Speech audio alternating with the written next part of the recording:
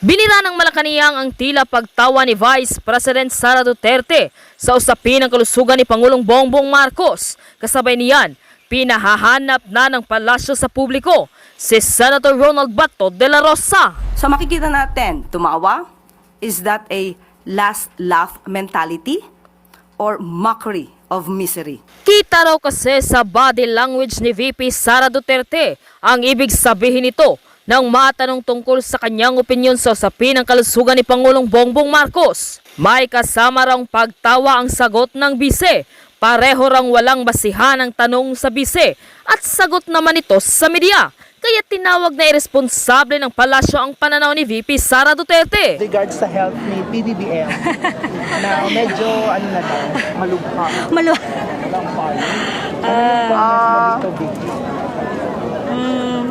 Good luck sa kanya. Ayon sa Malacanang, taliwas daw sa ugali ng Pilipino ang ipinakita ni Vice President Sara Duterte dahil hindi raw gawain ng Pinoy ang gawing katatawanan ng sakit ng isang tao, lalo na kung gawa-gawa lang naman daw ang pekeng impormasyon na di umano'y may malubhang sakit ang Pangulo. Patotsyada ng palasyo, an idle mind is a devil's playground. Sinagot na rin ng Malacanang ang mga ibinabato na artificial intelligence o AI lamang daw ang mga litrato at video ni Pangulong Bongbong Marcos nitong mga nakaraang araw. Bunsod ng mga social media posts na di umano'y na-ospital daw ang Pangulo dahil sa sakit. Ang ani ay matitinong mainstream media lamang daw ang may alam ng katotohanan.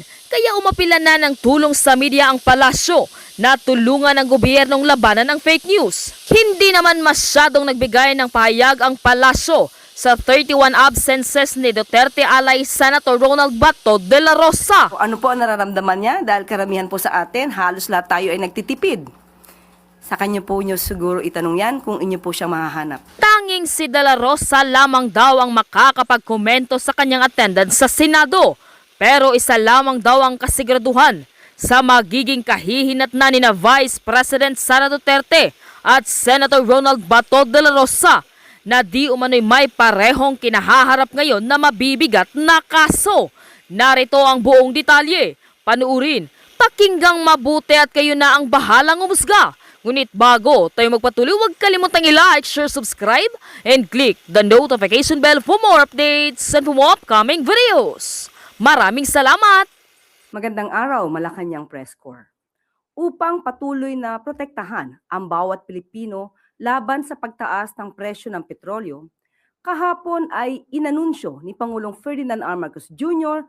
sa isang video message ang nakatakdang pagpapatupad ng Service Contracting Program ng DOTR sa April 15. Isa ito sa mga hakbang na natukoy na sa katatapos lamang ng pagpupulong ng Uplift Committee. Simple lang ang layunin ng programa. Ang dagdagan ang kita ng ating mga kababayang tsuper at tiyakin na mayroong masasakyan ang mga commuter anumang oras. Sa ilalim ng Service Contracting Program, babayaran ang mga operator at driver ng mula 40 hanggang 100 pesos kada kilometro bilang dagdag sa kanilang kita mula sa pamamasada. Mayroon ding 20% fare discount ang mga commuter nang sa ganon ay mabawasan ang kanilang gastos sa pamasahe. Ipapatupad ang programa tuwing off-peak hours sa mga rutang may koneksyon sa tren at mga pangunahing bus route. Ayon sa Pangulo, patuloy ang biyahe, patuloy ang hanapbuhay. Buong bansa ang sakop ng Service Contracting Program at inaasahang sasaklaw sa humigit kumulang 50,000 PUVs at 1,000 operators.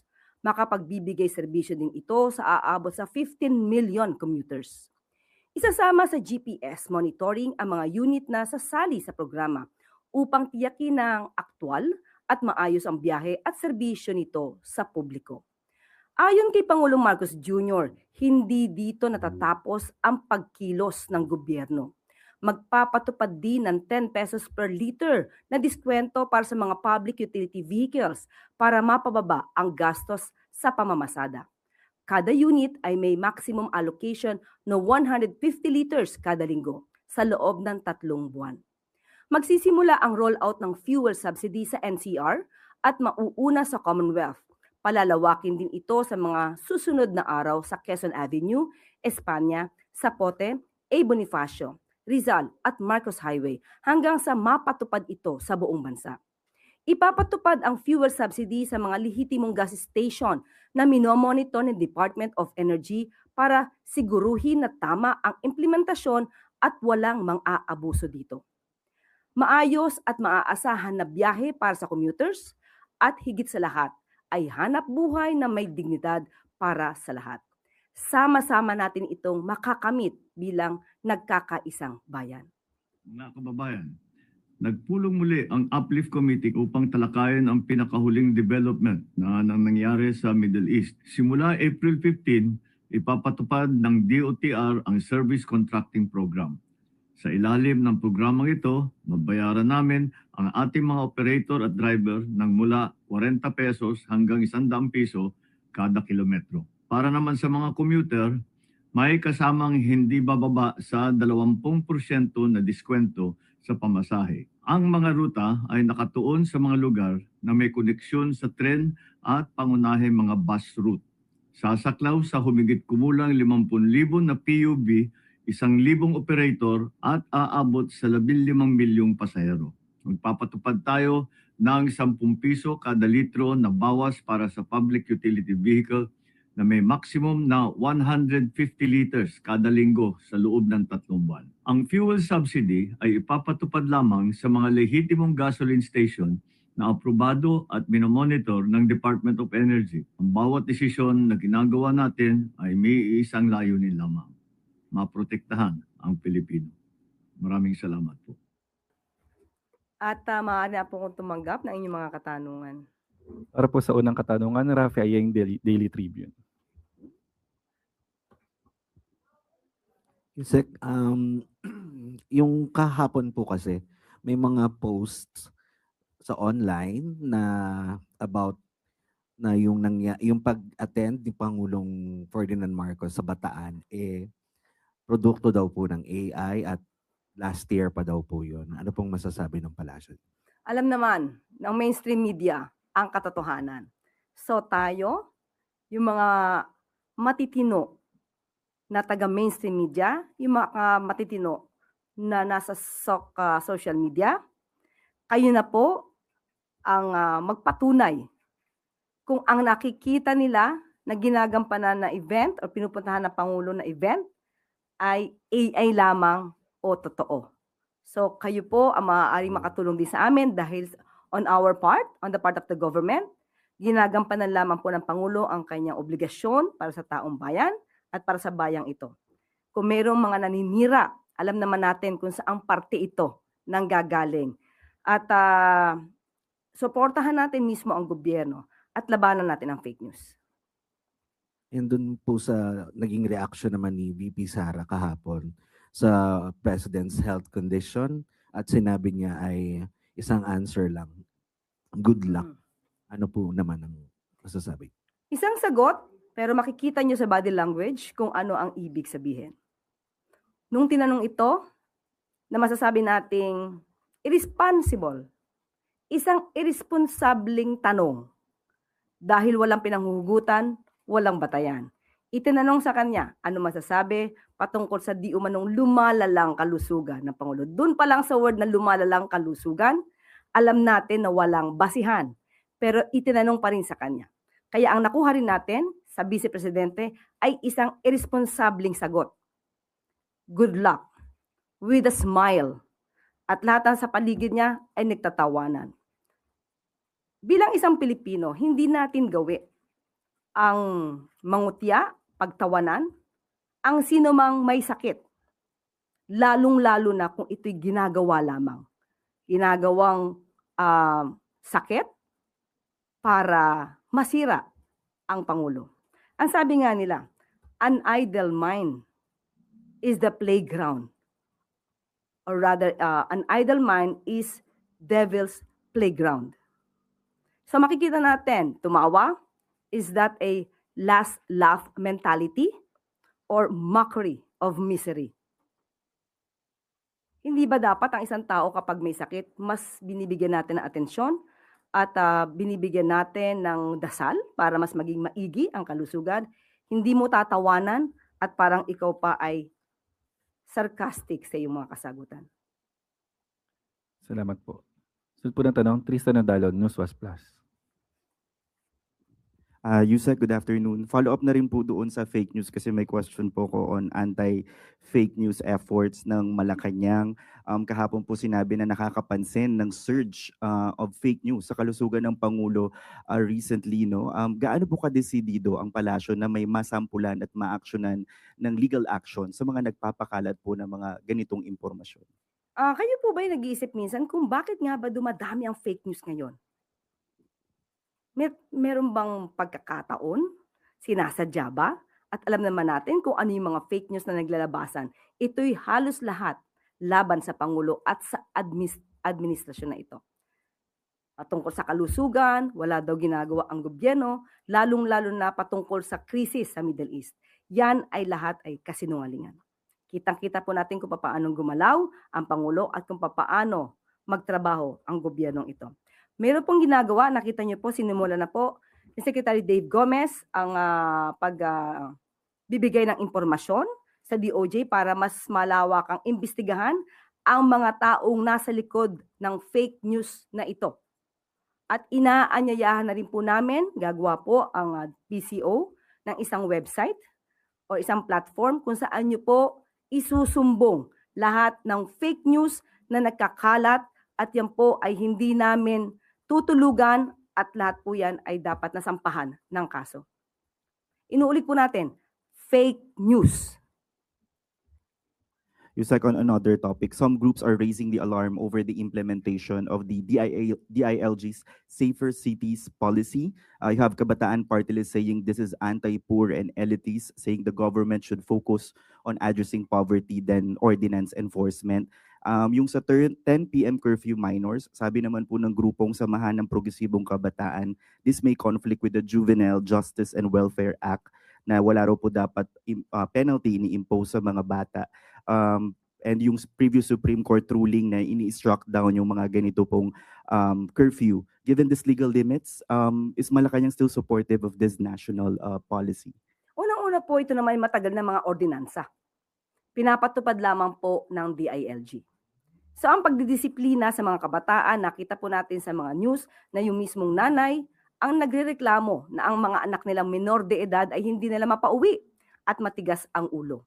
Hindi po naman ibig sabihin ng pagdidisiplina sa mga kabataan para mas maging safe sila at protected ay anti-poor na. Hindi po lahat ng pagdidisiplina ay sasabihing anti-poor. Ito po ay para sa protection ng bawat Pilipino. Last na lang po. May paalala na lang po bang Malacanang sa law enforcement agencies that baka yung iba po ang tendency is ma-abuse yung power to enforce these ordinances? Sa lahat na ng aabuso, ngayon pa lamang po, isumbong niyo po agad para po maproteksyonan din ang mga inaabuso at mapanagot ang mga otoridad na nang-aabuso ng kanilang kapangyarihan. Thank you. Hardy Balbuena, IBC 13.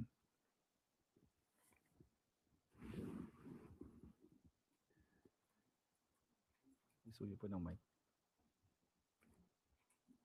Hi, good afternoon, Yusek. Ma'am, since present din po CDA Secretary Francisco Cho Laurel Jr. doon sa second uplift meeting, may update na po kaya doon sa EO that will impose the 50 pesos price cap on per kilo of imported well-milled rice? Yes, sa ngayon po ay naipasa na nga po itong rekomendasyon at nakikipag-coordinate po ang Pangulo at ang administrasyon sa DA at sa DTI para po maipatupad ng tama ang masasabing price cap sa nasabing bigas. Is the uplift committee or the president also considering imposing discounts through subsidies sa iba pang varieties ng rice, especially po sa local, since yun po yung tumataas talaga? Sa ngayon, wala pa po napag-uusapan doon. At itutuloy ko lang po yan. Noong nakaraang press briefing na itanong po sa atin kung bakit may tumataas na mga presyo sa palengke. Kasi po, ang DTI po, ang covered po ng DTI ay mga groceries. Sa pagdating naman po sa mga palengke, ang may hawak po dito, ang jurisdiction po dito ay ang DA. So tinanong po natin mismo si Secretary Kiko Laurel Jr. kung bakit mayroon na nagrereklamo na tumataas ang presyo ng mga bilihin sa palengke kung ikukumpara dahil sinabi nga na hindi magtataas ng presyo ng mga basic needs at prime commodities sa grocery. Ang sabi kasi ni Secretary Kiko Laurel, kung ikukumpara ang mga supply sa grocery, usually umaabot ito ng 60 days na inventory. So maaaring hindi agad magtaas. Unlike po sa mga palengke na karaniwan ay mga kada araw bumibili ng kanilang mga supplies kaya medyo tumataas because of the logistic. Pero kapag ka po naman inabuso rin ng mga kababayan natin ang pagbebenta ng mga basic goods diyan po sa palengke, ipagbigay alam nyo rin po sa Department of Agriculture. Ibibigay ko po sa inyo mamaya ang daily price report po as of April 9, 2026 na ibinigay po ng Department of Agriculture. Ibibigay ko po sa inyo mamaya. Salamat po. Follow-up question, Ivy Reyes, Pilinario. USEC Ambassador Babe Romualdez said we're asking for a 6-month extension of the U.S. of Washington's temporary waiver on to buy Russian crude oil. Can we confirm this with the palace po? Hindi ko po natanong sa ngayon. Siguro maya-maya po itatanong ko po sa kanila at maibibigay ko po sa inyong kasagutan. And USEC, can we just get the clarification on when can we expect the result of the president's decision on DBCC's recommendations po? Because we've been waiting for it for... Yes, binanggit po kanina, hinintay lamang po namin ang pag-anunsyo ng Pangulo by next week. By next week. Salamat po. Christian Bascones, PRTV.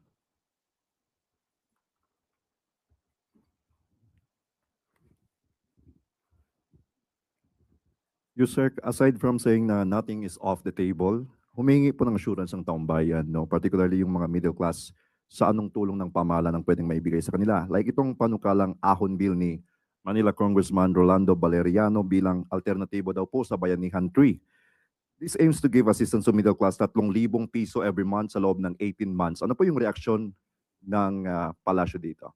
Ano po yung bandang huli? 3,000 piso ang ibibigay sa middle class, lalong-lalo na po yung mga earning 25,000 pesos a month sa kanilang wage for within 18 months. Ano pong reaksyon ng palasyo dito? Unang-unang hindi pa po natin natatanggap na ang version na sinasabi na ahon bill. Maganda po yan, pero nangangailangan po rin yan ng supplemental budget. So, tignan po natin. Hindi po ito pangit na bill. Maganda po siya. Pero syempre, kinakailangan pong pag-aralan po yan kung saan din kukunin yung budget kasi bago po ito. Hindi po siya kasama sa 2026 GAA. So, mas maganda po na papag-aralan at kung ano man ang kahihinatnan po niyan at makakabuti po to sa taong bayan, especially sa middle class, hindi po naman yan tututulan ng Pangulo. For as of now, kailangan makita po yung pinaka-version po ng Okay. Pangulo. Aside from yung sa mga fair discount po sa ating mga middle class, yung nakaka-consume po talaga nito, possible din po ba yung cash aid sa mga middle class, lalo-lalo na po yung mga minimum wage earners? Ngayon po, pag-aaralan po yan. Dahil sabi nga po natin, kailangan po ng kaakibat na budget po dyan. So kung meron po tayong batas at meron nakalagay na pong budget po dito, mas maganda po na maipatupad kung meron na po. Thank you, sir. Salamat po. Clay Pardilla, PTV4. USEC drivers suffer daily with high prices of fuel and very low income. How does Malacanang view Senator Bato de la Rosa's absences during the 20th Congress na umabot po ng 31 days, yet he continued to receive pay, which is taxpayers' money? Hindi po siguro tayo ang dapat sumagot niyan. Ang dapat pong sumagot niyan ay si Senator Ronald Bato de la Rosa. Kung ano po ang nararamdaman niya, dahil karamihan po sa atin, halos lahat tayo ay nagtitipid. Sa kanya po nyo siguro itanong yan kung inyo po siya mahahanap. Salamat po. Wala na pong katanungan. Balik na po sa iyo, Yusek. Maraming salamat. At bago tayo magtapos, Pangulong Ferdinand R. Marcos Jr. naging abala nitong nagdaang linggo upang iangat ang pamumuhay ng ating mga kababayan sa kabila ng mga pagsubok sa loob at labas ng bansa. Noong Lunes, malugod na tinanggap ni Pangulong Marcos Jr. ang mga opisyal ng Mitsubishi Motors Corporation kasama si Chief Executive Officers Takao Kato, upang pag-usapan ang kanilang planong mag-produce ng hybrid electric vehicle sa ilalim ng Electric Vehicle Incentive Strategy Program. Pinangunahan din ng Pangulo ang oath-taking ng mga bagong halal na opisyal ng Vice Mayors League of the Philippines kung saan binigyan diin ang pagpapalakas ng kakayahan, pondo at digitalization ng mga LGU upang mas mapabuti ang serbisyo sa taumbayan at mapatatag ang ugnayan ng lokal at pambansang pamahalaan. Noong Martes, pinangunahan ni Pangulo Marcos Jr. ang Uplift Committee meeting upang i-review ang rekomendasyon ng DBCC sa fuel excise tax at ang ibang mga hakbang upang mapabilis ang tulong sa taumbayan na apektado ng mataas na presyo ng langis. Nitong Miyerkules ay bumisita naman si Mexican businessman at philanthropist Victor Gonzalez Herrera kay Pangulong Marcos Jr. bilang bahagi ng pagdating ng pilgrim image ng Our Lady of Guadalupe sa June 13, 2025. Inaasahan na mapapalakas nito ang spiritual at cultural significance ng mga Katolikong Pilipino sa bansa. Kasunod dito ay agad na pinangunahan ng Pangulo ang ika-4 na PISAC Education and Jobs Sector Group Meeting upang matiyak ang agarang suporta para sa mga umuuwing OFW sa pamamagitan ng job matching, targeted upskilling at tulong sa pagnenegosyo. Pinalakas din ito ang digitalization at suporta sa mga MSMEs.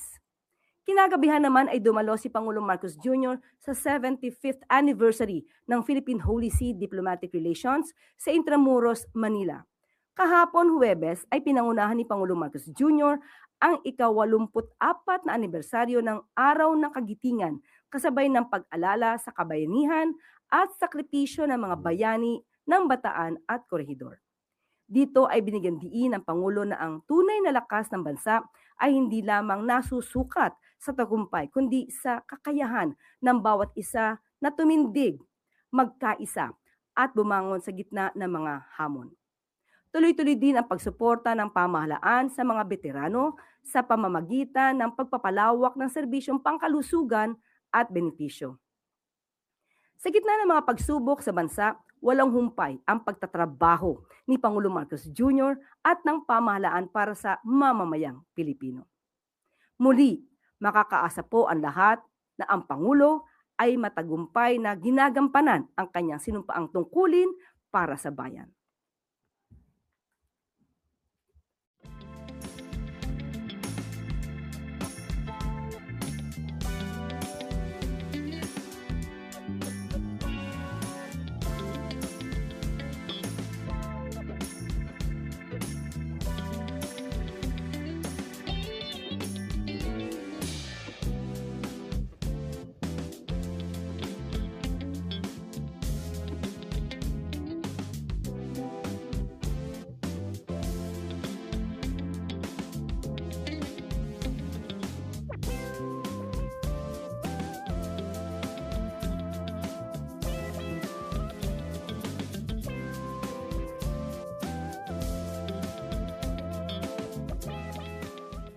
Akin lamang po itatama ang date para sa Our Lady of Guadalupe. Instead of June 13, 2025, it should be June 13, 2026. At mayroon po tayong babasahin na mensahe. President Ferdinand R. Marcos Jr. has appointed Dita Angara Matay as Secretary of the Department of Tourism, bringing in a seasoned public servant with decades of experience in trade, investment, and international economic engagement. Prior to her appointment, Angara Matay served as commercial counselor at the Philippine Trade and Investment Center in Tokyo, where she led strategic partnerships with Japanese industries, one of the Philippines' key sources of investment, technology, and tourism. Her appointment reflects the administration's push to position tourism not only as a cultural showcase, but as a strong driver of jobs, businesses, and regional development. Throughout her career, Angara Matay has led programs that link global partnerships to concrete outcomes on the ground, supporting enterprise development, strengthening industries, and expanding opportunities for Filipino businesses, especially MSMEs. With her appointment, the administration aims to further align tourism with economic growth, attracting more investments, supporting local industries, and ensuring that the gains from tourism are felt across the regions. At yan po ang mensahe. At dito na po itatapos ang ating press briefing. Magandang araw para sa bagong Pilipinas. Kalahating taon na next month. O ngayon, anong gagawin niya? Ganyan na lang yan. Kaya nakikita ko yung mga reactions o mga mensahe ng ating mga kababayan, nananawagan ng ating mga kababayan sa Kongreso, aksyonan nyo na ang kaso ni Bato. O yun ang panawagan. Kaya sa bahagi ni Senate Ethics Committee Chairperson JB Ejercito, dapat disiplinahin na si Bato. Hindi pwede yan. Ang mga karaniwang empleyado, karaniwang manggagawa, mag-absent ka lang ng 1 araw, 2 araw. Grabe ng sabon o sermon ang abutin sa'yo. Tapos ito, kalahating taon na halos. Wala nang maraming paligoy-ligoy pa. Diretso sa punto na. Maiksi lang ang komentaryo, pero diretso sa punto. Maraming kuro-kuro, may tiwali, may totoo. Dito, sa Puntong Diretso tayo. Punto Diretso. Ito, delikado na si Bato. Bakit delikado na si Bato? At anong delikado? Delikado na disiplinahin na siya ng Senado. Kasi dumarami ang nananawagan na mga netizens, mga kababayan natin, nakikita natin, dumarami yung nagpo-post sa social media. Ang panawagan nila, dapat disiplinahin na itong si Bato. Hindi naman pwedeng ganyan. Hindi ka pumapasok, ilang buwan na. November 11 yata yan. November 11 pa yan hindi pumasok. November, December, January, February, March, April. 5 buwan na. 5 buwan nang hindi pumapasok si Bato. Magkakalahating taon na next month. O ngayon, anong gagawin niya? Ganyan na lang yan. Kaya nakikita ko yung mga reactions o mga mensahe ng ating mga kababayan, nananawagan ng ating mga kababayan sa Kongreso, aksyonan nyo na ang kaso ni Bato. O yun ang panawagan. Kaya sa bahagi ni Senate Ethics Committee Chairperson JB Ejercito, dapat disiplinahin na si Bato. Hindi pwede yan. Ang mga karaniwang empleyado, karaniwang manggagawa, mag-absent ka lang ng 1 araw, 2 araw.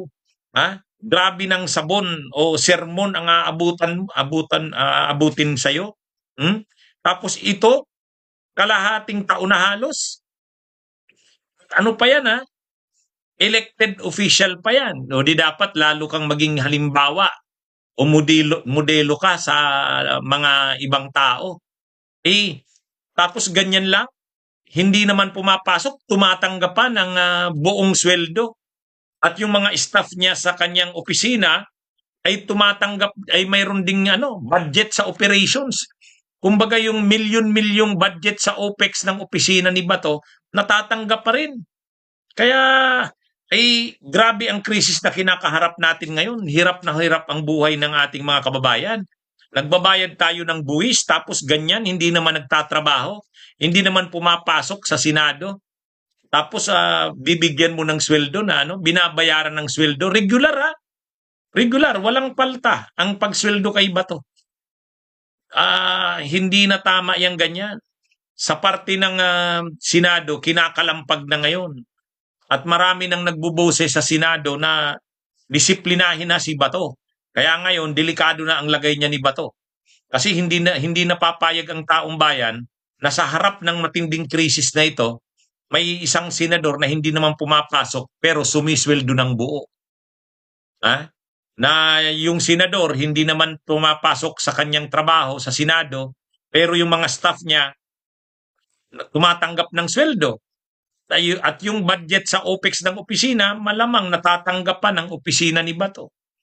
Kaya mga kabunyog, nababasa ko yung mga panawagan ng ating mga kababayan na disiplinahin na si Bato. Kaya ngayon, delikado na ang lagay niya. Kasi hindi napapayag ang taong bayan na pinapalampas pa ito. Hindi na.